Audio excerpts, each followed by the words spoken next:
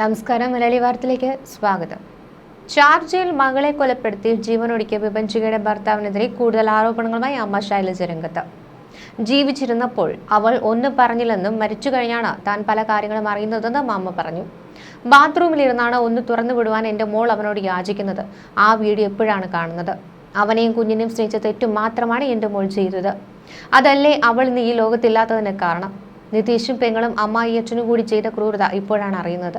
അമ്മയ്ക്ക് സങ്കടമാകുമോ എന്നോർത്ത് എന്നോട് ഒന്നും പറയില്ല. വിഭജികയും കുഞ്ഞിനെയും കൊണ്ട് പുറത്തു പോകുവാൻ പെങ്ങൾ സമ്മതിക്കില്ല. കുഞ്ഞിന് രോഗം വന്നാൽ ആശുപത്രിയിൽ കൊണ്ടുപോകില്ല. ഒന്ന് വാഷ്റൂമിൽ പോകാനായി പോലും കുഞ്ഞിനെ നോക്കില്ല. കുഞ്ഞിനെ നോക്കാൻ പറഞ്ഞാൽ ഇവിടെ കൊണ്ടിടി എന്ന് നിതീഷ് പറയുക. ഇനി ഒരു പെൺകൊച്ചിനും ഈ ഗതി ഉണ്ടാകരുത്. എൻ്റെ മോളെ കണ്ട് കൊതി തീർന്നില്ല. അവൾ ഇനി തിരിച്ചു വരില്ലെന്ന് സത്യവുമായി പുറത്തുപെടാനാവില്ലെന്നും അമ്മ ശൈലജ പറയുന്നു. അവളൊരു പഞ്ചപാവമായിരുന്നു. അമ്മയ്ക്ക് സുഖമില്ലെന്നും ഒന്ന് നാട്ടിൽ പോയി കണ്ടിട്ട് വരട്ടെ എന്നും അവരോട് പറഞ്ഞപ്പോൾ അവളുടെ പാസ്പോർട്ടും ID-യും എല്ലാം അവനെടുത്ത് മാറ്റിവെച്ചു. 4 ദിവസത്തേക്ക് നാട്ടിൽ വരാൻ പോലും അവൻ അനുവദിച്ചില്ല. ഞങ്ങൾ കുപ്പത്തൊട്ടികളാണ്, അവരെങ്ങോ ജനിച്ചവരാണ് എന്നൊക്കെയാണ് പറയുന്നത്. വലിയ ഹോട്ടലിൽ കല്യാണം നടത്തിയില്ലെന്നൊക്കെയാണ് നിതീഷിന്റെ ആരോപണം. 1ഉം 2ഉമല്ല 3ഉം 4ഉം പെണ്ണുങ്ങളുമായാണ് നിതീഷിന് ബന്ധം. മകൾക്ക് മാന്യമായ ജോലിയുണ്ട്. 115 പവനും 35 ലക്ഷം രൂപയുടെ കാറും സ്വത്തും കൊടുത്താണ് കല്യാണം കഴിപ്പിച്ചത്. അതൊന്നും മതിയായിരുന്നില്ല അവന്. അവനെ തന്നെ കെട്ടണം എന്നൊന്നും ഞങ്ങൾ ആരും പറഞ്ഞിട്ടില്ല. മരണം വരെ പൊരുതി മകൾക്ക് നീതി നേടിക്കൊടുക്കുമെന്നും അമ്മ പറയുന്നു. ഷാർജയിൽ മകളെ കൊലപ്പെടുത്തി യുവതി ജീവനൊടുക്കിയതിൽ ഭർത്താവിനും കുടുംബത്തിനുമെതിരെ കേസെടുത്തിരിക്കുകയാണ് പോലീസ്. നിതീഷിന്റെ കോട്ടയം കൊല്ലോട് നാൽക്കവലയിലെ വീട് പൂട്ടിയിട്ട നിലയിലാണ്.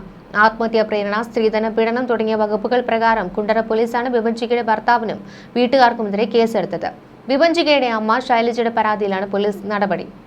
കേസിൽ നിതീഷ് 1-ാം പ്രതിയും സഹോദരി നീതു 2-ാം പ്രതിയും അച്ഛൻ 3-ാം പ്രതിയുമാണ്. ക്രൂരമായ പീഡനമാണ് വിഭജിക ഏൽക്കേണ്ടി വന്നതെന്നും പരമാവധി ശിക്ഷ ഇവർക്ക് ലഭിക്കണമെന്നും അമ്മ ശൈലജ ആവശ്യപ്പെട്ടു.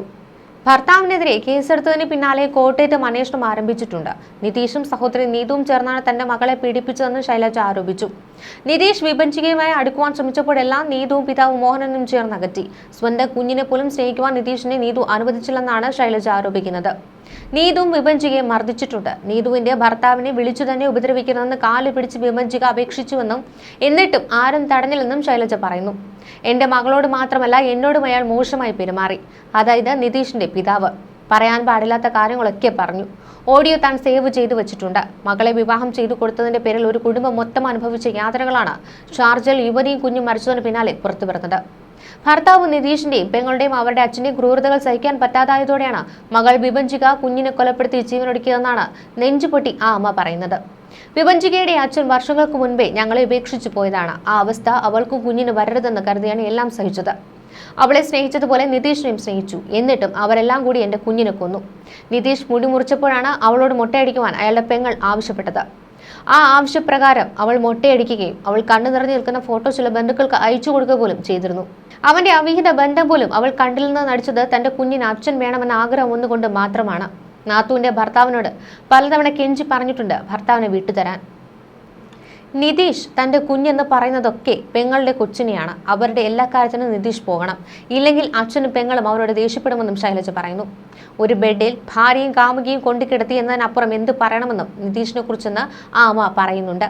വിഭജിക പക്ഷേ ആരോടും ഒന്നും പറഞ്ഞില്ല. അമ്മ വിഷമിക്കരുതെന്നാണ് എല്ലാവരോടും പറയാറുള്ളത്. വിഭജികയുടെ ആങ്ങളെയും ഭാര്യയും അവിടെയുണ്ട്. അവരോടും ഒന്നും ഇതുവരെ വിട്ടു പറഞ്ഞിട്ടില്ല. നിതീഷിന്റെ കുടുംബത്തിന് സ്വർണത്തോടും പണത്തോടും മാത്രമാണ് ആർത്തിയെന്നും ഇടയ്ക്കിടെ പറയുമെങ്കിലും കൂടുതൽ കാര്യങ്ങളൊന്നും തന്നെ വിട്ടു പറഞ്ഞിട്ടില്ല. നിതീഷിന്റെ അച്ഛൻ വിഭജികയോട് മാത്രമല്ല തന്നോട് മോശമായി പെരുമാറിയതായും ശൈലജ പറയുന്നു. മോശമായി സംസാരിച്ച ഓഡിയോ താൻ സേവ് ചെയ്തിട്ടുണ്ടെന്നും ശൈലജ ആരോപിച്ചു. ഭർത്താവ് ഉപേക്ഷിച്ചു പോയി ഇത്ര കാലമായിട്ടും ആരും എന്നോട് ഇത്ര മോശമായി സംസാരിച്ചിട്ടില്ല. അയാൾ ഒരു വൃത്തികെട്ടവനാണ്. ഈ നിതീഷ് കൂട്ടുകാർക്കൊപ്പം 4-5 ദിവസം യാത്രയ്ക്ക് പോകുന്ന സമയത്ത് ഈ വിഭജികയും കുഞ്ഞും ഇയാളും ഒക്കെയാണ് വീട്ടിലുണ്ടാവുക. രാവിലെ മുതൽ തന്നെ ഇയാൾ മദ്യപിച്ചു തുടങ്ങും. ഉച്ചയ്ക്ക് ഭക്ഷണം കഴിക്കാനായിട്ടൊക്കെ ഇയാളുടെ മുറിയിൽ കയറി വിളിക്കണം. മരുമകൾക്ക് കാണാനാവുന്ന തരത്തിലുള്ള കിടപ്പൊന്നും ആയിരിക്കില്ല ഇയാളുടേത്. അയാളെ തൊട്ട് തലോടി നോക്കണമെന്നൊക്കെയാണ് നിതീഷ് പറയുന്നതെന്നാണ് ശൈലജ പറഞ്ഞത്. ഒരിക്കൽ കൗൺസിലിങ്ങിന് പോയപ്പോൾ ആ ഡോക്ടർ നിതീഷിനോട് ചോദിച്ചു, നിനക്ക് വേണ്ടിയാണോ അച്ഛന് വേണ്ടിയാണോ കല്യാണം കഴിച്ചതെന്ന്. അപ്പോൾ അത്ര മോശം കുടുംബമാണെന്നും വിഭജികയുടെ അമ്മ പറയുന്നു. മരിച്ചു കഴിഞ്ഞിട്ടെങ്കിലും ഒരല്പം കുറ്റബോധമെങ്കിലും അവന് ബാക്കിയുണ്ടോ എന്നും ആ അമ്മ ചോദിക്കുന്നു. എൻ്റെ മകളുടെയും കുഞ്ഞിന്റെയും ശരീരങ്ങൾ ആ മരുഭൂമിയിൽ തന്നെ കളയാനാണ് ഇപ്പോൾ അവൻ ശ്രമിക്കുന്നതെന്നും അമ്മ പറയുന്നു. കേസിൽ വിഭജികയുടെ ഭർത്താവിന്റെ പങ്ക് കോൺസുലേറ്റിനെയും കേന്ദ്ര സർക്കാരിനെയും ധരിപ്പിച്ചിട്ടുണ്ടെന്ന് യുഎയിലെ അഭിഭാഷകൻ അജയ് കുര്യാക്കോസ് പറയുന്നു. കുഞ്ഞിനെ ശ്വാസം മുട്ടിച്ച ശേഷം കെട്ടിത്തൂക്കിയെന്നാണ് ഫോറൻസിക് റിപ്പോർട്ട്. വിഭജികയുടെ പോസ്റ്റ്മോർട്ടം റിപ്പോർട്ട് ഉടൻ തന്നെ ലഭിക്കും. പബ്ലിക് പ്രോസിക്യൂഷന്റെ തീരുമാനം ഉടൻ തന്നെ വന്നേക്കും. UAE കോൺസുലേറ്റിന്റെ ഭാഗത്തുനിന്ന് തീരുമാനം ഉണ്ടാകാതെ മറ്റു നടപടിക്രമങ്ങൾ ഉണ്ടാകരുത് എന്നാണ് കോടതി വ്യക്തമാക്കിയിട്ടുള്ളതെന്ന് അഭിഭാഷകൻ അജി കുര്യാക്കോസ് പറയുന്നത്. വിഭജിക ഉപയോഗിച്ചിരുന്ന ഫോണും ലാപ്ടോപ്പും കാണാതായതും അന്വേഷിക്കണമെന്നാണ് കുടുംബം ആവശ്യപ്പെടുന്നത്. ഇക്കഴിഞ്ഞ ചൊവ്വാഴ്ചയാണ് വിഭജികയുടെയും കുഞ്ഞിന്റെ മൃതദേഹങ്ങൾ ഒരേ കയറിന്റെ രണ്ടറ്റത്ത് തൂങ്ങിയ നിലയിൽ കണ്ടെത്തിയത്. മകളെ കൊലപ്പെടുത്തിയ അമ്മ ആത്മഹത്യ ചെയ്തതാണെന്ന വാദത്തെയൊക്കെ വിഭജികയുടെ കുടുംബം തള്ളുന്നുണ്ട്. വിഭജിക ജീവനൊടുക്കിയ സംഭവത്തിൽ കേസെടുത്തിരിക്കുകയാണ് ഇപ്പോൾ പോലീസ്. ആത്മഹത്യാ പ്രേരണ കുറ്റത്തിനാണ് കേസെടുത്തിട്ടുള്ളത്. ഭർത്താവ് നിതീഷ്, ഭർത്താവിന്റെ സഹോദരി, ഭർത്തൃപിതാവ് എന്നിവർക്കെതിരെയാണ് കുണ്ടറ പോലീസ് കേസെടുത്തിട്ടുള്ളത്. 3 പേരും ഷാർജയിലായതിനാൽ നാട്ടിലെത്തിയാലാണ് ഈ അറസ്റ്റ് നടക്കുക. വിവാഹത്തിന് സ്ത്രീധനം വാങ്ങിയതിന്റെ സ്ത്രീധന നിരോധന നിയമപ്രകാരം കേസെടുത്തിട്ടുണ്ട്.